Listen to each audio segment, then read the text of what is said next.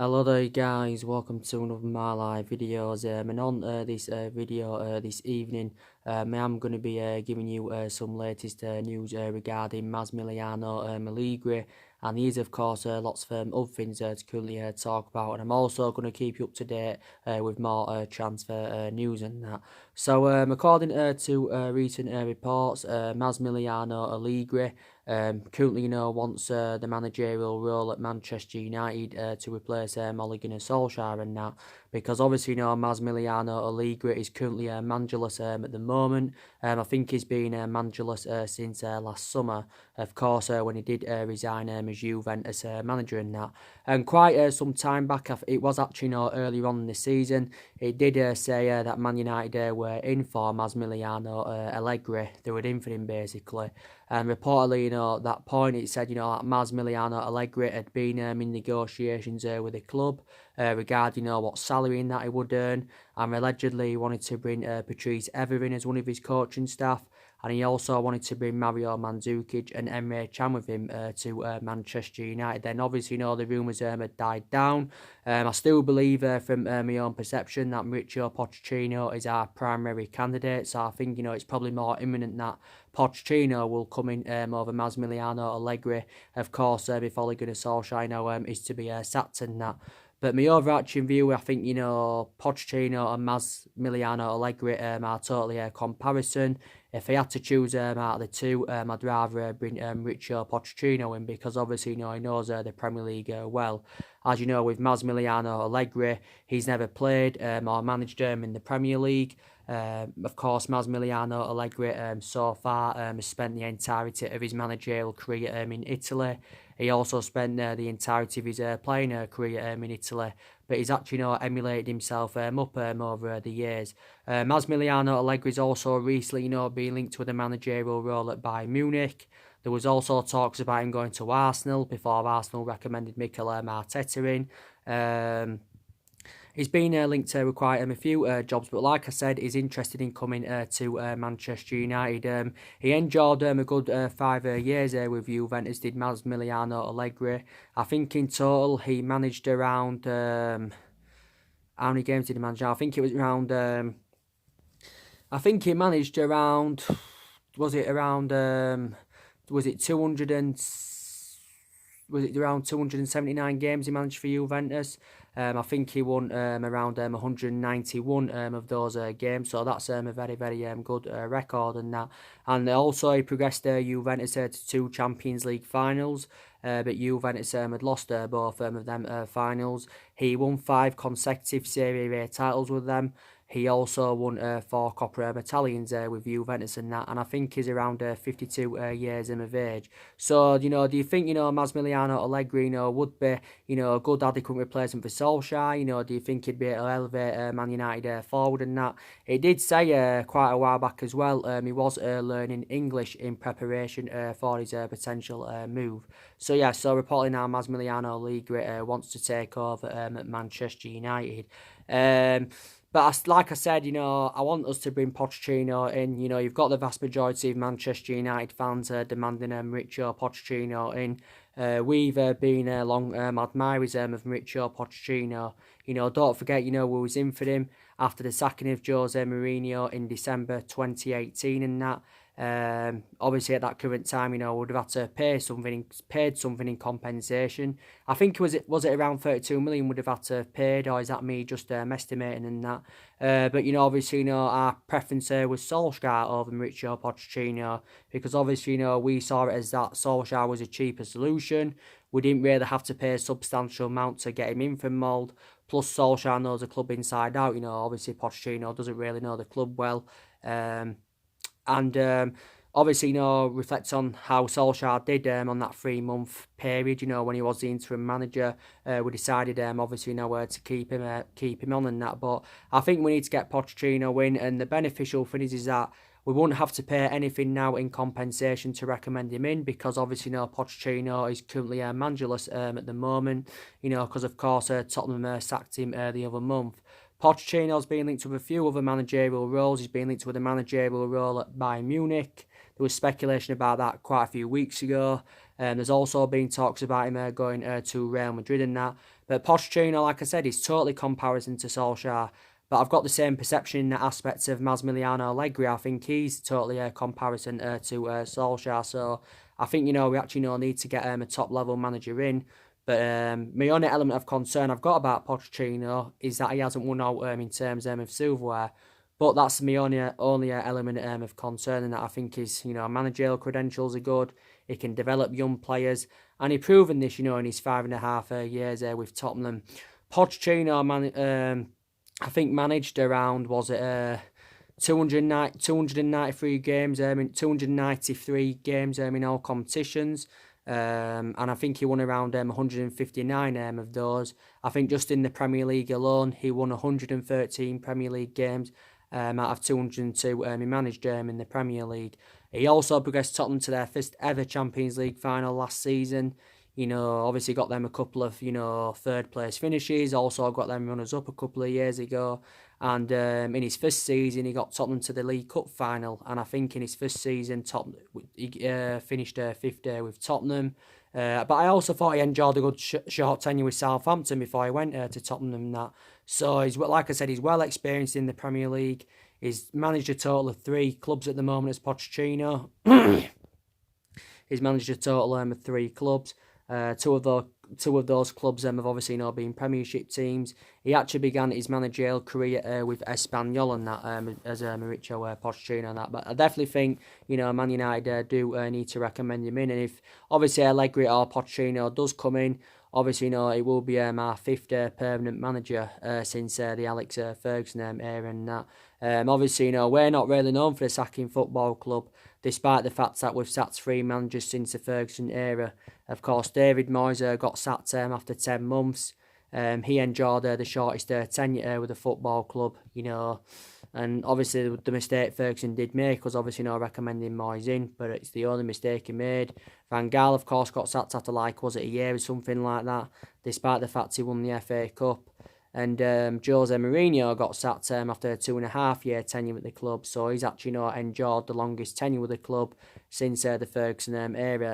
And Mourinho, of course, won the Europa League and the League Cup in his first season and that. But like I said, Solskjaer, will be eventually, sacked as Manchester United manager.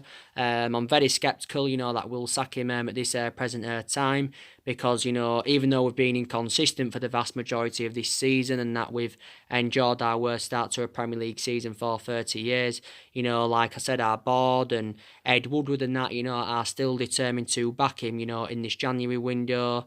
They're also determined to back him in the summer transfer window. So basically, they're going to see who else he can recommend in to the football club and that. But Solskjaer is aware that he is under intense pressure. But with him obviously being a club legend, I think in that aspect our board are softening our stance on him, because like I said, he's a club legend. But disregarding him being a club legend, I do believe Ole Gunnar Solskjaer probably would have been sacked by now, if I'm going to be quite honest with you. But my element of concerns about Solskjaer is that he has no plan B. He has no plan B. He's been tactically naive for the vast majority of this season. I just feel as though, in general, that the expectations are too high for him at Manchester United. And of course, Solskjaer is not a top-level manager. He hasn't really got a pedigree behind him. Man United, of course, is the third club he's managing, in his managerial career, because obviously before he came to Man United, he was managing with Mould. He won a couple of Norwegian titles with Mould. And obviously before he was at Mould, he was at Cardiff. And like I said, he enjoyed a really short tenure with Cardiff. I think he only managed around, 28 or 29 games. But he actually ended up getting sacked by Cardiff because, like I said, he got them relegated. And some Man United fans did fear, or still fear, that he could replicate at Man United, what he did do with Cardiff, especially, earlier on in the season, definitely. But for me, Solskjaer has no intuition on how to manage. I think as a player, he was totally comparison, because I thought he had that proven pedigree as a player. He mainly made an impact as a player when he came on as a substitute, and that did Solskjaer. he isn't the right man, to elevate Manchester United forward. He's obviously been here, 13 months, so he's been here now over the year as Solskjaer. He's been permanent manager, I think, for nearly around 10 months, and analysing the vast majority of that 9.5, 10 months, he's endured a really difficult time and that. And that was one of the mistakes the club did make, was obviously, giving Solskjaer the job permanently. But I think, that's maybe one of the explanations, why we've been a toxic football club for the last 6 or 7 years, is because obviously, reflects on the amount of mistakes that the club has made. But I don't like the way the football club's been run anywhere in the last 6 or 7 years, I don't. And if we sack Solskjaer, we're aware it's going to cost the club. We're going to obviously have to pay something in compensation. I can't really estimate how much we'd have to pay in compensation, but obviously, we'd have to pay something. Probably wouldn't have to pay as much as we did do to get rid of Jose Mourinho on that. But don't forget, Solskjaer is on a 3-year contract with Man United. But even I even said, didn't I? And I've stuck to what I've said. I have stuck to what I've said. Even though we've had some good periods, where we've actually performed well, we've had a good couple of results behind us. My perception's never changed regarding Solskjaer. I know we beat, obviously, Tottenham. We beat Man City within the space of 3 or 4 days, but it still didn't change my perception regarding him. I've got to say the City game in the league was probably the best game in Ole Gunnar Solskjaer's managerial career with Man United. But like I said, we've done well against elite opposition this season. Like, we're beating Chelsea 4-0. At the beginning of the season, we're beating Leicester 1-0.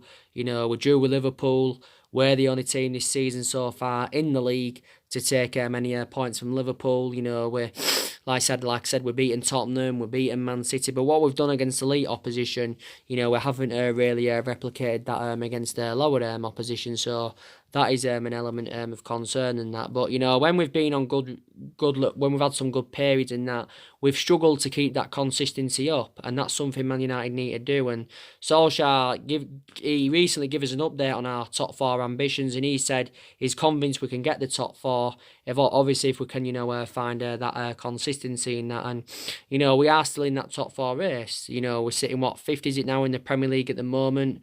We are just 5 points behind top 4. But like I said, there's something to play for us this season. We've got a few ambitions, like I said. The top 4 is an ambition. The Europa League's an ambition. Because obviously, that's another route to Champions League football. And I think now, like I said, it's our only chance of getting any silver out on the board now, is the Europa League, because it's looking likely now we're not going to progress to the final of the Carabao Cup. You saw my match reaction the other day. We lost 3-1 at Old Trafford to Man City recently in the first leg. So obviously now that means we've got to overcome a 2-goal deficit at the Etihad. I'm pretty sure that away goals do count in the Carabao Cup. So I think we need to probably know, do we have to win 4-0 at the Etihad to go through in the 90 minutes? I think we have to win 3-0 to put it to extra time and that. So I'm very, very sceptical that we're going to get to the final. So, so it's looking likely, we're not going to get the Carabao Cup. But I've got to say, it was a very dreadful performance against Man City, and Solskjaer give his more overarching view on it, and he said he's got a lot of honesty about him, and that's an aspect to me that credits him. He's got a lot of honesty about him, and he said the first half is the worst we've played under his guidance, but he said he took some positives from the second half. I think he questioned the pride of the players in that, because it was an absolutely dreadful performance, and I expected a better performance from Man United. I didn't expect us to win the game, but I thought we'd have put a better performance out than we currently did in that. I don't know, we've had injuries in that, and we've still got injuries now, but that's not excusable for how inconsistent we've been for the vast majority of this season. I know there was no Maguire against Man City. He's out with a foot injury at the moment. I know there's no Pogba and McTominay that do seem to make a difference in that midfield and that, but that's not excusable. It's definitely not excusable that.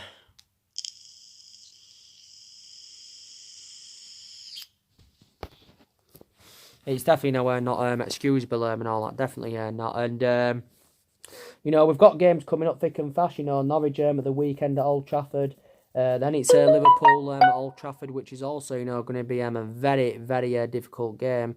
But yeah, so my preview for the Man United Norwich game will be coming up. It should be tonight, or it will be sometime tomorrow.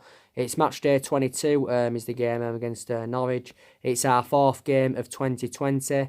It's our second game in the Premier League of 2020. In that we are winless so far in 2020 because we haven't won in our last three games in all competitions and that. But you know, we should be beating Norwich, especially at home. You know, Norwich of course are sitting bottom of the league. You know, they've only won 3 games so far this season out of 21. They've only registered 14 points from a possible 21. So we should be definitely winning that. There's reports emerging out saying that Maguire could miss the game against Norwich because he's got a foot injury. He sustained this injury in the draw with Wolves in the FA Cup. Obviously, the replay, by the way, against Wolves is before the Liverpool game. I think it's on the 14th or 15th. We know obviously Pogba's out for another couple of weeks. McTominay's out until February and that. So I think, you know, if Maguire doesn't play against Norwich, which I don't think he will be, he'll put Jones alongside Lindelof. Or if Tuanzebe is fit enough, he'll play Tuanzebe alongside Lindelof. It'll be definitely one of them. I'd buy in for Silmensu. I think are close to returning, but I don't think, you know, they'll be available for the game against Norwich. You know, Rojo, of course, is still out, don't forget. You know, and there's also been reports emerging out saying that Jesse Lingard is going to be dropped for the game against Norwich because Solskjaer has obviously, you know, become infuriated with, you know, Jesse Lingard. He's been so inconsistent and he hasn't been performing to the standards as we should expect from him as Jesse Lingard and that. And, you know, like I said, in the whole of 2019 last year, he didn't register a single goal or an assist. So that just indicates how inconsistent he's been. So Solskjaer and Mike Phelan are becoming infuriated with him. So he was bad against City. He was bad in the game against Arsenal on New Year's Day. So I think it's time for him to be dropped in that, and maybe we should put Juan Mata in that number 10. Maybe, you know, give Juan Mata more of an opportunity in that. But we've got to win this game against Norwich because, like I said, the league is a priority for us. Definitely a priority for us.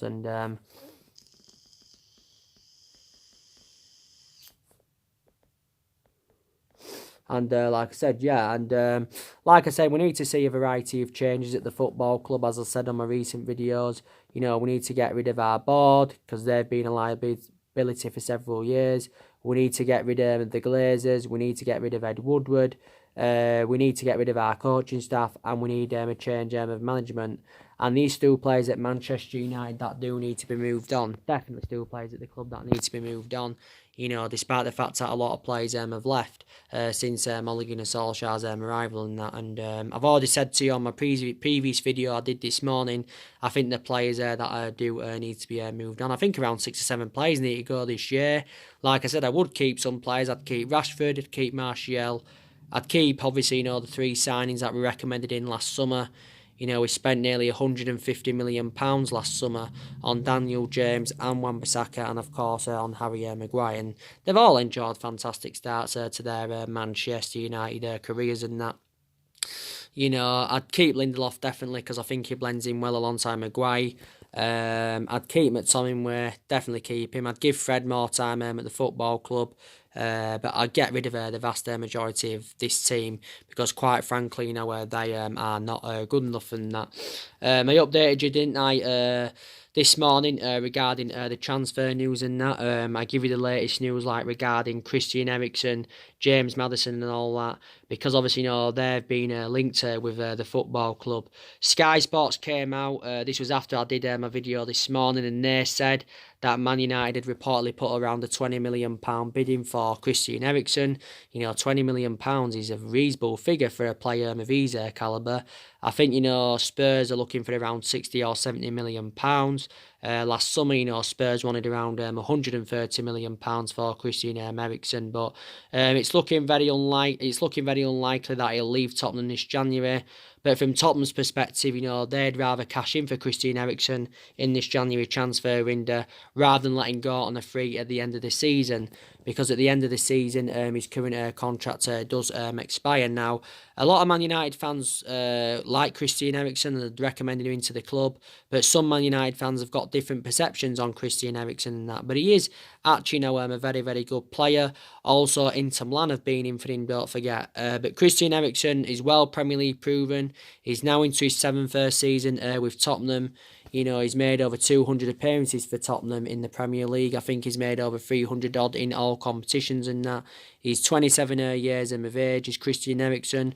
But we was in for him last summer, but we dropped our interest because we believed his preference was a move to Real Madrid, because Real Madrid were in for Christian Eriksen last summer. I think it's probably more likely he'll go to Inter Milan than Man United, but don't forget Daniel Levy is a hard negotiator, like I've mentioned on the videos before. But he is predominantly an attacking midfielder and that. I think we're seeing Christian Eriksen as an alternative to James Maddison, because I'm actually very sceptical that Man United will sign James Maddison in this January transfer window. We're confident we can sign Maddison this summer. Brendan Rodgers has given his overarching view on the speculation regarding Maddison, and this is stemming from him. He says that Maddison will not leave Leicester in this January transfer window. I know there was recent reports saying that Man United have put a bid in of 45 million, and we was determined to offer Lingard as part of the deal and that, but I don't think that would convince Leicester to offload him and that. But we've been in for Christian Eriksen for some time, we've been in for James Maddison for quite some time, but they are two midfielders on our agenda and that. Because I've got element of concerns about our midfield, because we look very exposed in that midfield. With the injuries to Paul Pogba and McTominay. So now at this present time, the only midfielders that we can rely on is obviously Fred, Matic, and Pereira. I think definitely Matic and Pereira are two liabilities. And obviously, Foster Mensah, when he comes back from injury, he's obviously, being considered for that midfield role. But it's not assured that we'll make any signings in this January window. We are now on the 9th of January and we haven't made any signings yet. But it's still a long way to go in this January transfer window. And I think, Solskjaer has obviously, urged Ed Woodward to make signings in this January transfer window and that. But hopefully we can, because we've got to address, the deficiencies in the squad. It was a huge disappointment that we missed out on Erling Haaland. As you all know, he's gone to Dortmund. We've had a few alternatives on our agenda, after missing out on Haaland. There's still talks of Jadon Sancho. I give you the update yesterday regarding Donny van de Beek from Ajax. Again, I think he would be the right calibre player for the club. Obviously, Sophie spent the entirety of his career with Ajax, because he was in their youth academy from 2008 to 2015, and he's been in the senior squad with Ajax since 2015, and that I think he made his competitive debut in the Europa League against Celtic. But he can play in quite a few. He's versatile. He can play in a few positions. He can play as an attacking mid, a box-to-box midfielder, and he can play as a defensive mid and that. And like I said, Ajax have got a really, really good team. They've got a lot of young players. I think Ajax have got one of the best academies in the world. But reports said yesterday Man United were in for him. Reportedly, it's been revealed how much he'd cost, and we'd probably have to pay in the excess of around £50 million, to get, Donny van de Beek in. This is what it basically said, and he's only very young. He's 22 years of age. So would you be happy to see him, coming to Manchester United and that? And that's really everything to update you with. So what do you think now with the rumours yet again coming out about Massimiliano Allegri?